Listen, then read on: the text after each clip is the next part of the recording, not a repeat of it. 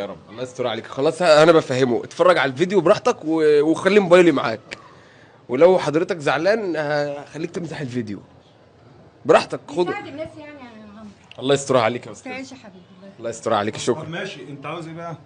ما هو حضرتك اتفرج على الفيديو كامل واستشير الجماعه في البيت وتعالى. لإيه؟ انت عاوز ايه؟ انا جاي ابارك للاولاد، لو حضرتك عندك اولاد جاي ابارك لكم ماشي. بمناسبه النجاح. بس حضرتك انا بشجع المسيره التعليميه وبدعو الناس. ازيك يا حبيبي؟ بص حضرتك خد راي الجماعه وارجع لي، انا واقف مستنيك اهو. خلي موبايلي معاك، مش هروح في حته. خلاص تمام. يعني تمام. فهمت يا راجل. خضتني ده، انا خفت منك يا والله. عم مش على كده، بس الدخله غريبه وجاي وناس وواحد ماسك كاميرا، اكيد يعني في حاجه. الله يستر عليك. هو الاستاذه أكيد الواحد بتضحك. هيقلق برضه. الله يستر عليك. طيب يا عمرو خلاص ما تخافش. مش على خوف بس يا مصطفى. بدي جواز